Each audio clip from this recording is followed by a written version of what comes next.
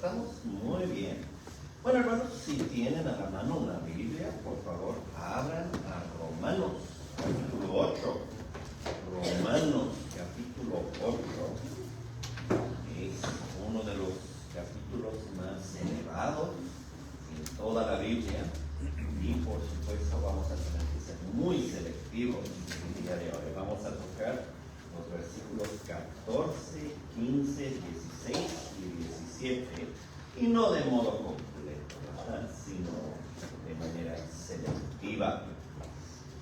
¿Ya lo tienen todos? Muy bien. Entonces escuchemos la palabra de Dios. Romanos 8, versículo 14. Dice: porque todos los que son guiados por el Espíritu de Dios, estos son hijos de Dios. Porque no habéis recibido el espíritu de servidumbre para estar otra vez en temor, sino que habéis recibido el espíritu de adopción, por el cual clamamos: Abba, Padre. Porque el mismo espíritu da testimonio a nuestro espíritu de que somos hijos de Dios. Y si hijos, también herederos, herederos de Dios y coherederos con Cristo. Si es que padecemos juntamente con Él, para que juntamente con Él seamos glorificados. Amén. Hasta ahí la lectura de la palabra del Señor. Vamos a pedir la ayuda de Dios. Nuestro Dios y Padre, al acercarnos a este estudio de que ser cristiano quiere decir ser un hijo de Dios, queremos maravillar ante este gran privilegio. Queremos pedir tu ayuda para entender la naturaleza de nuestra posición, de nuestra identidad en Cristo. Y queremos pedir también tu ayuda para que entendiendo, creyendo, regocijando en estas cosas tan grandes, que también podamos vivir como hijos amados de Dios, que seamos imitadores de nuestro Padre Celestial, que seamos imitadores de nuestro hermano mayor, el Señor Jesucristo, y que todos lleguemos a alcanzar el gozo de nuestra herencia eterna por medio de nuestro Señor Jesucristo. En su nombre es que te lo pedimos. Amén. Amén. Bueno, hermanos, como saben, como recordarán quizás, hemos principiado una breve serie de estudios acerca de lo que quiere decir ser un cristiano. Y la semana pasada, con la ayuda de Dios, consideramos el libro de los Hechos, ¿verdad? Cómo Dios trae a distintas personas a la fe, trae a todas las personas a la misma fe, pero no trae a todas las personas de la misma manera. Y entonces vimos que ser cristiano es ser creyente, es creer en Jesucristo. Bueno, el día de hoy nos toca estudiar que ser cristiano es ser un hijo. Y obviamente no es ser un hijo en el mero sentido que tenemos padres, ¿verdad? En ese sentido no es necesario ser cristiano para ser hijo o hija, ¿verdad? Simplemente es necesario haber nacido. Pero estamos hablando de ser un hijo de Dios. Ahora, este es un gran privilegio, hermanos, y es algo cuya manifestación completa esperó el Nuevo Testamento, la venida de nuestro Señor Jesucristo y el derramamiento del Espíritu Santo. En el Antiguo Testamento, Dios habló de su pueblo Israel en un sentido corporativo, como su hijo. Dios habló del rey de Israel como su hijo en un sentido especial. Pero es muy rara la vez que encontramos la idea de Dios como padre. En el profeta Isaías, ¿verdad? Sí sale a la luz que dicen que Dios es su padre, aunque Abraham no lo reconozca, ¿verdad? Pero no es algo muy común. Y entonces se manejaban otros títulos, ¿verdad? Se manejaban títulos como Señor, como Dios, poderoso, santo, Dios del cielo, Dios de Israel. Estamos acostumbrados a hablar del Señor de los ejércitos, ¿verdad? Dios Sabaoth, como dicen. Y hay otros muchos títulos que se manejan. Pero en el Nuevo Testamento, cuando el Señor Jesucristo enseñó a sus discípulos a orar, ¿cuáles fueron las palabras, el título, la idea bajo la cual invocan a Dios? A ver, los niños, Elías, ahí te veo. ¿Cuáles son las dos primeras palabras del Padre Nuestro? Ya lo dijiste, Padre Nuestro, ¿verdad? Yo creo bien fácil, estuvo regalado. Pero lo bueno que sí lo escuchó, ¿verdad? Que sí lo entendió. Padre Nuestro, ¿qué estás en los cielos? No se rebaja la reverencia debida a Dios, ¿verdad? Pero ahora se manifiesta de una manera más clara que esa relación que tenemos con Dios no es solamente de un rey a sus súbditos, es de un padre a sus hijos. Cuando el Señor Jesucristo nos enseña a orar de esa manera, nos está enseñando a pensar en Dios como nuestro Padre. Ahora, el Señor Jesucristo nos puede enseñar a orar así, porque Él es quien hace que eso sea cierto. O sea, si no pertenecemos a Cristo, si no estamos en Cristo, en realidad no podemos correctamente invocar a Dios como nuestro Padre. Todos nosotros somos hijos de Dios por medio de fe en Cristo Jesús. Pablo explica en la carta a los Gálatas, ¿verdad? O sea, sin Jesucristo, sin Dios el Hijo actuando a nuestro favor, nosotros no seríamos hijos de Dios, seríamos hijos de Adán, meramente, ¿verdad? El primer ser humano. O, peor aún, ¿verdad? Como Jesucristo dijo a los judíos con quienes estaba discutiendo que eran de su padre, el diablo. ¿Por qué? Porque hacían las maldades que el diablo también cometía, ¿verdad? Seguían ese ejemplo. Fuera de Jesucristo, sin la intervención de Jesucristo, podremos decir que somos descendientes de Adán, podremos decir que somos seguidores del diablo, que en ese sentido somos sus hijos, pero no podríamos decir que somos hijos de Dios. Esto es un privilegio exclusivo, por decirlo así, de los creyentes, de los que han sido unidos a Jesucristo en el Espíritu Santo. Y por eso es que esta es una maravilla. Y el apóstol Juan expresa, manifiesta la grandeza de eso cuando dice: mirad cuál amor nos ha dado el Padre para que seamos llamados hijos de Dios. Noten la expresión, mirad cuál amor. O sea, es algo notorio, es algo que llama la atención, es algo inesperado, fuera de lo común. Y todo esto entonces nos dice que cuando somos creyentes, cuando tú crees en Jesucristo, llegas a ser hijo de Dios. Y lo que vamos a estudiar en el tiempo que resta es que cuando somos hijos de Dios, eso cambia nuestra relación con todo, en efecto, ¿verdad? Pero cambia como vemos a Dios mismo, cambia nuestra relación con Dios el Hijo, cambia nuestra relación con el Espíritu Santo, cambia nuestra relación con otros creyentes y cambia también nuestra relación con este mundo. Entonces tenemos el Padre, el Hijo, el Espíritu Santo, la Iglesia, los otros creyentes y el mundo en general. Son 5 cosas, ¿verdad? Entonces, brevemente vamos a considerar cada uno de esos puntos especiales.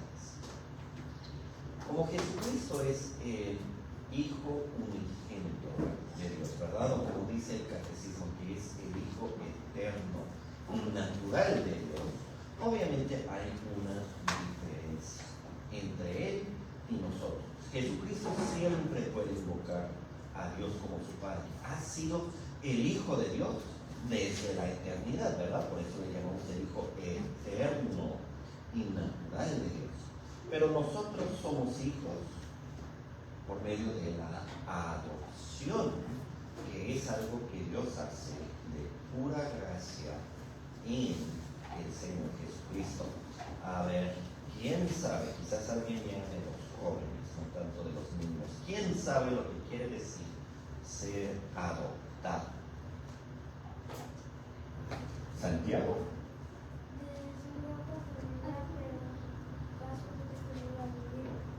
Ok, muy bien. Bueno, no te había considerado como joven anteriormente, ¿verdad? Pero ya has avanzado de nivel, digamos.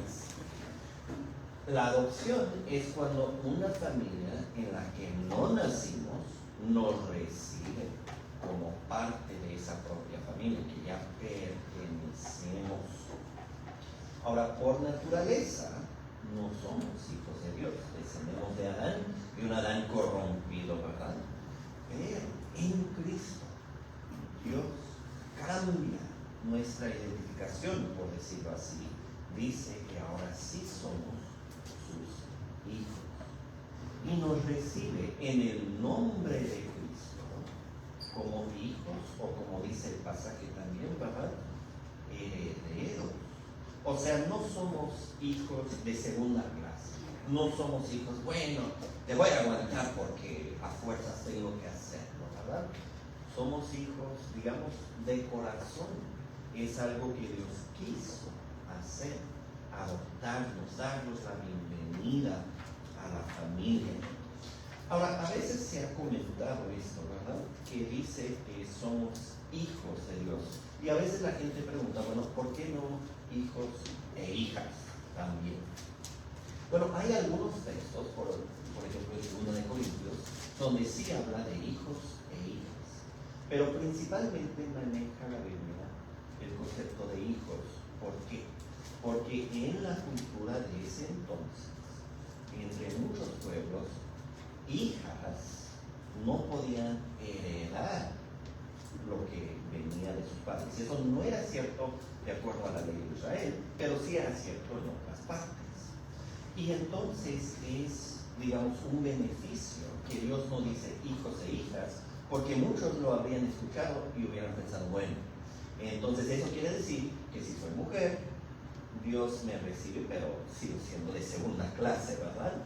No soy recibida de la misma manera. Pero no es cierto, no es como lo maneja Dios. De hecho, esta mañana en el Benecer vimos un ejemplo un poquito curioso de esto. En Números capítulo 6 se trata de la ley del voto de los nazareos y explícitamente dice que hombre o mujer pueden tomar esos votos, pueden consagrarse al Señor temporalmente, era un voto temporal, ¿verdad? Pero podían consagrarse al Señor de esa manera especial. Bueno, así Dios nos recibe. O sea, no importa quiénes seamos frente al mundo, no importa cómo nos considere nuestra cultura, si pertenecemos a Cristo, somos hijos y herederos de Dios. Y entonces estaremos con Cristo en su trono, como dice el libro de Apocalipsis, ¿verdad? Recibimos un reino como Cristo recibió un reino. Y Pablo enfatiza esto cuando dice que podemos, por medio del Espíritu, podemos invocar a Dios diciendo Abba, Padre. Abba es la palabra para padre en arameo. Y obviamente cuando la Biblia dice Abba, suele explicar, ¿verdad? Suele poner también la palabra en griego para que nadie la entienda. Pero dentro de ese contexto de manejar el arameo, Abba era un nombre, digamos, entre la familia. Era un nombre de confianza, de acercamiento, de amor. O sea, Dios no dice reconózcanlo como padre o van a sufrir, sino nos invita a tenerle toda la confianza y más de la confianza que se podría tener en un buen padre terreno, pues más, ¿verdad? Infinitamente más en Dios nuestro Padre Celestial. O sea, nos invita a acercarnos con confianza por medio de Cristo. Recibe con alegría nuestra confianza, nuestra invocación, nuestro afecto. Aún recibe nuestra necesidad. Nos acercamos en dificultades, con confusiones, con malestares, bajo tentación, habiendo pecado o lo que sea. Y a veces sentimos, ay, ahora sí Dios no me quiere recibir. Pero no es cierto. En Cristo siempre está dispuesto a recibir, escuchar, bendecir, derramar una y otra vez su amor para nosotros. Bueno, si estamos pensando en haber entrado en la familia de Dios, pues eso quiere decir que somos hijos juntamente con el Hijo eterno, natural de Dios, ¿verdad? O sea que podemos considerar a Jesucristo como nuestro hermano. Y bueno, la Biblia lo afirma, ¿verdad? En Hebreos 2:11 dice que Él no se avergüenza de llamarnos hermanos. Ahora, se podría entender, ¿verdad? Obviamente nosotros no vamos a sentirnos avergonzados de llamar a Jesucristo nuestro hermano. Al contrario, es un privilegio, es una honra para nosotros, ¿verdad? Pero sería fácil entender que el Señor Jesucristo no quiere reconocer que nosotros seamos sus parientes, ¿verdad? Eso sería bastante entendible. A veces así somos, ¿verdad? Cuando hay una familia con varios hijos, a veces hay uno o más y los dos dicen, ay, esa persona, ¿verdad? Quisiera que no fuera mi hermano. Bueno, y se entiende, pero Cristo no nos ve así, aunque en comparación con Cristo, pues todos somos bien terribles, ¿verdad? Pero nos da la bienvenida, nos recibe. Ahora, como Cristo es nuestro hermano mayor, podemos confiar que Él ha vivido lo que nosotros vivimos. Fue tentado en todos los puntos como lo somos nosotros, pero sin pecado. Entiende lo que es la debilidad de la carne, entiende las maneras en que sufrimos y sin embargo nos da la vida, nos recibe, nos reconoce, nos ayuda y nos pone el ejemplo, da el liderazgo en el servicio de Dios, en la predicación de la palabra, en sufrir para la causa del reino de Dios, ¿verdad? Como nuestro hermano mayor también cuida de nosotros, intercede, está preparando un lugar, viene de nuevo para recogernos, no nos ha abandonado. Como nuestro hermano mayor sigue con nosotros. Y aquí hay lugar para una exhortación, ¿verdad? A los niños, sobre todo, que sean hermanos, que ven por los más pequeños, que ven por sus hermanas también, ¿verdad? Que se pongan para prevenir desastres, para apoyar, que sean hermanos según el ejemplo de Cristo. No siempre serán el hermano mayor en todo, ¿verdad? No todos los hijos en una familia pueden ser el hermano mayor, pero que todos nosotros, dentro de nuestra capacidad, ¿verdad? Seamos hermanos como lo fue nuestro Señor Jesucristo, como lo es, debería decir, ¿verdad? Porque lo sigue siendo. Bueno, el texto en Romanos también habla del Espíritu Santo. Dice que somos guiados por el Espíritu de Dios. Dice que hemos recibido el Espíritu de adopción. Dice que el Espíritu da testimonio a nuestro espíritu de que somos hijos de Dios. O sea que habiendo creído en Cristo, siendo cristianos, ahora ya tenemos también una nueva relación con el Espíritu Santo. Bueno, Él nos guía. Ahora a veces la gente malentienda este punto, ¿verdad? Sienten, ok, lo que esto quiere decir es que el Espíritu pone impulsos en mi corazón. Y entonces cierro mis ojos y pienso y digo, ¿qué es lo que el Espíritu quiere que haga? Y lo primero que se me ocurre, eso es lo que el Espíritu me está dirigiendo a hacer. Pues hermanos, Proverbios también dice que el que confía en su propio corazón es un necio. ¿verdad? Así que tenemos que tener cuidado. No estoy afirmando que el Espíritu Santo nunca nos motiva a orar, a leer la Biblia, a compartir el Evangelio con una persona o algo así. Pero debemos de tener mucho cuidado de no atribuir nuestros pensamientos al Espíritu Santo. ¿Cómo nos guía el Espíritu Santo entonces si no se trata de esos impulsos interiores? Bueno, nos guía externamente con la palabra que escribió. Internamente nos ayuda, nos permite ver que la Biblia es la palabra de Dios. Nos ayuda a entender lo que la Biblia exige, nos ayuda a ponerlo en práctica. Así que ser guiados por el Espíritu es ser guiados por el Espíritu en santidad, más que nada. O sea, a veces la gente quiere saber, bueno, el Espíritu Santo, ¿qué quiere que hoy juegue la lotería para ganar? Hermanos, no se trata de eso, no estamos hablando de esa guianza, ¿verdad? De que el Espíritu Santo me va a decir si es una buena inversión o algo así. Se trata de ser conformado a Cristo y se usa la palabra como instrumento principal de esa guianza. Pero también se puede notar que es el espíritu de adopción. ¿Cómo es que nosotros llegamos a estar convencidos? ¿Cómo es que nosotros llegamos a ver a Dios, al Dios Santísimo, como nuestro Padre de confianza? El Espíritu Santo ilumina nuestros corazones para que podamos ver a Dios de esa manera. Él nos enseña cómo ser hijos de Dios, si lo podemos expresar de esa manera. Nos persuade que lo somos y ahora nos enseña cómo vivir conforme a esa posición. Bueno, qué maravilla entonces, hermanos.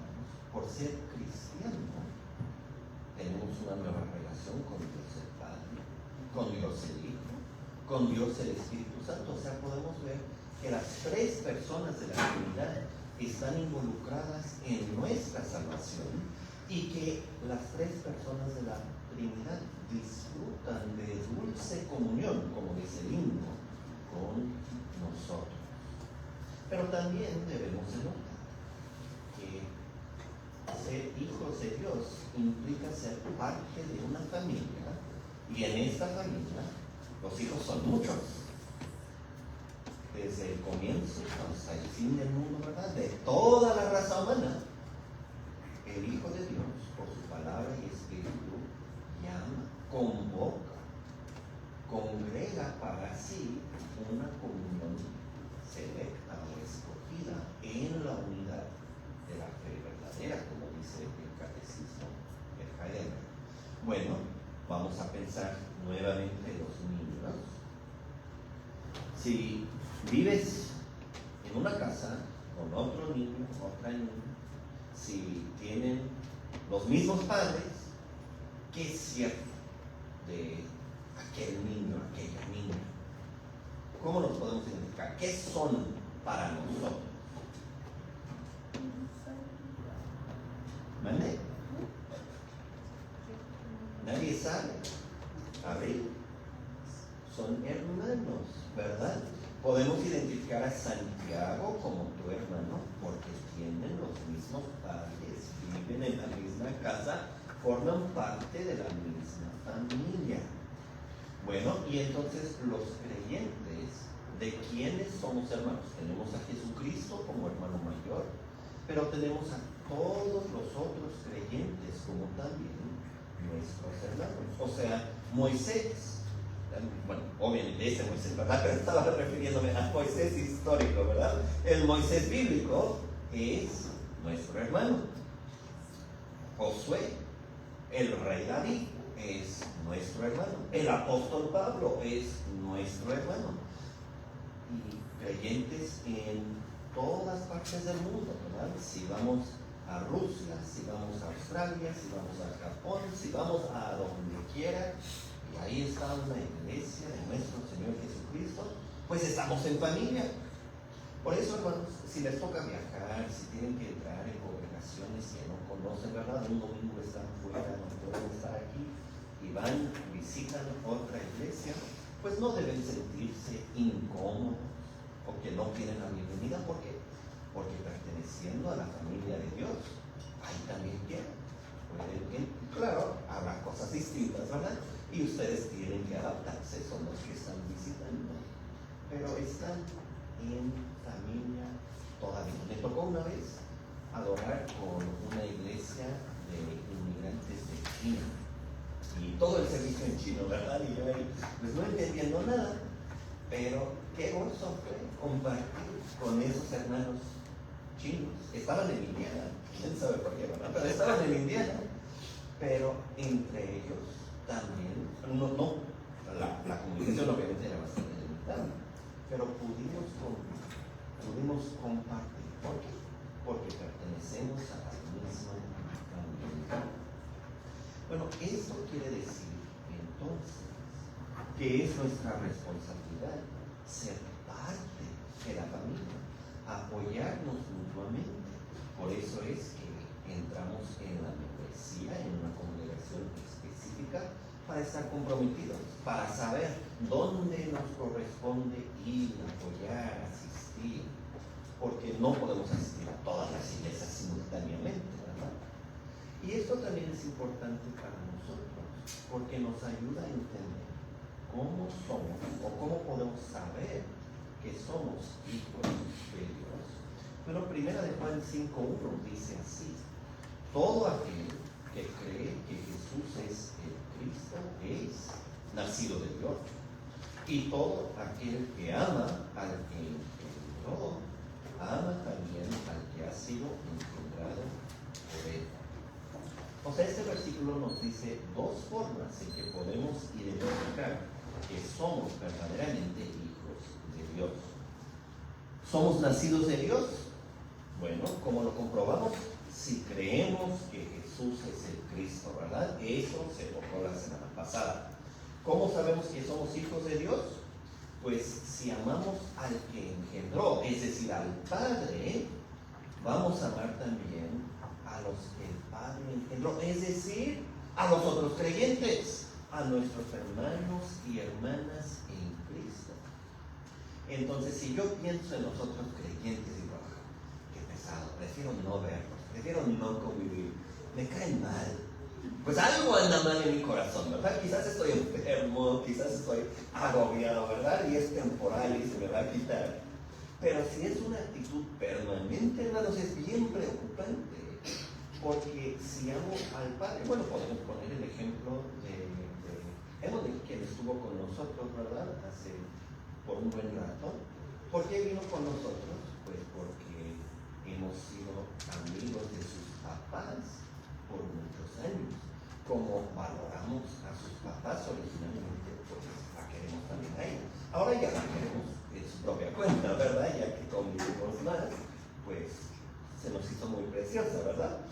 Pero originalmente, no habiendo convivido con ella por muchos años, pues la amamos simplemente a la luz de que valoramos a sus padres, que son nuestros amigos, ¿verdad? Pues de la misma manera, si amamos a nuestro Padre Celestial, cuando nos encontramos con un nuevo creyente, cuando escuchamos de creyentes en otras partes, como en Cuba, que están sufriendo, nos dicen, bueno, no lo conozco, no me importa. Ya tenemos una disposición, ya estamos prontos para amarlos. ¿Por qué? Porque pertenecemos a la misma familia. Pues aquí también cabe una exhortación, hermanos, que no dejemos que los defectos de los otros creyentes estorben el amor. ¿Es cierto que tienen defectos? Pues sí, es cierto. Es cierto que nosotros también tenemos defectos, ¿verdad? Pero en familia no permitimos que los defectos acaben con el amor. Bueno, en la iglesia tampoco, ¿verdad? No debe de ser. Bueno, por último, si somos cristianos, si pertenecemos a nuestro Señor Jesucristo, también cambia nuestra relación con el mundo. Bueno, cambia de varias maneras, ¿verdad? Ya no pertenecemos al mundo y entonces ya no vivimos como el mundo, entonces el mundo ya no nos entiende. Y la Biblia habla de eso bastante, ¿verdad? Que no pueden comprender las prioridades, las perspectivas de un creyente. Y entonces a veces consideran que somos locos, ¿verdad? Uno de los gobernantes eso le dijo a Pablo, ¿verdad? Que su mucho aprendizaje lo había hecho volverse loco. No era loco, era entregado al Señor, ¿verdad? Pero para el gobernante romano no tenía sentido eso, no lo podía captar. Bueno, vivimos de una manera distinta. ¿Se acuerdan de lo que dice el Señor Jesucristo en el Sermón del Monte, Mateo 6, cuando dice: no os afanéis pues diciendo qué comeremos, o qué beberemos, o qué vestiremos, porque los gentiles buscan todas estas cosas, pero vuestro Padre Celestial sabe que tenéis necesidad de todas estas cosas. No somos distintos del mundo en que ya no necesitamos comer, o ya no necesitamos abrigo, pues igual que cualquier ser humano, ¿verdad? Necesitamos esas cosas. Pero no nos afanamos por esas cosas como ellos lo hacen, porque tenemos confianza en nuestro Padre Celestial. Y eso quiere decir que sean las dificultades, digamos, universales de la vida, ¿verdad? A veces estamos bien, a veces mal, a veces prosperamos, a veces sufrimos, sea que sea por eso, o sea que sea por persecución, por la crítica, el chisme que el mundo cuenta de los creyentes, etc. Podemos estar en paz porque no encontramos nuestra seguridad, nuestra estabilidad en el mundo, sino en el Señor. Bueno, a veces sí sufrimos con Cristo. Romanos 8:17 dice al final: si es que padecemos juntamente con Él, juntamente con Cristo, para que juntamente con Él seamos glorificados. La experiencia de Cristo en este mundo, digamos, no fue una experiencia positiva. Sufrió rechazo, sufrió críticas, sufrió intentos de atraparlo en sus palabras, de confundirlo, sufrió azotes, sufrió la muerte, ¿verdad? El desprecio, y sin embargo siguió adelante. Bueno, unidos a Cristo, participando con Él, sea que nosotros también padeceremos con Cristo. Es una posibilidad muy viva, pero no nos preocupa, no nos molesta, no vivimos en ansiedad, no nos afligimos de antemano pensando: ¿y qué van a hacer de mí cuando venga la persecución? Yo no puedo aguantar, yo no puedo soportar, yo no soy fuerte para eso. Bueno, no somos fuertes para eso en este momento, ¿verdad? Pero no lo vamos a enfrentar en este momento como estamos. Si es que llega, si es que enfrentamos la persecución, pues el Señor Jesucristo va a estar con nosotros y nos va a dar la gracia que necesitamos en ese momento. ¿Se acuerdan que cuando Pablo tuvo que aparecer ante el gobierno romano en Roma, dijo que en su primera respuesta o su primera defensa nadie lo amaba? ¿Y qué agrega? Pero el Señor estuvo conmigo.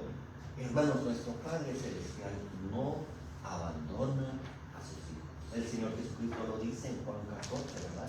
Que no nos dejará huérfanos, vendrá a nosotros. Entonces, no tenemos que andar en desconfianza por las necesidades de esta vida, no tenemos que andar en preocupación por la enemistad del mundo. Podemos vivir tranquilos, podemos disfrutar de paz en un mundo de conflicto y de persecución. ¿Por qué? Porque nuestro Padre está con nosotros. Hermanos, qué maravilla reconocer a Dios como nuestro Padre. Qué maravilla que esa realidad, la realidad de la adopción, ha cambiado nuestra relación a Padre, Hijo, Espíritu Santo, nuestros hermanos espirituales e incluso el mundo entero. Que Dios nos ayude a ser cristianos, a ser hijos de Dios, no solamente de labios, pero de corazón, de actitud, de conducta también. Vamos a orar. Nuestro Dios y Padre, gracias por estas verdades tan preciosas son importantes. Pedimos que por tu Espíritu Santo inscribas esas realidades profundamente en nuestro corazón, para que con gozo, gratitud y gran confianza abundemos en oraciones que comienzan algo así como Padre nuestro. Pues lo pedimos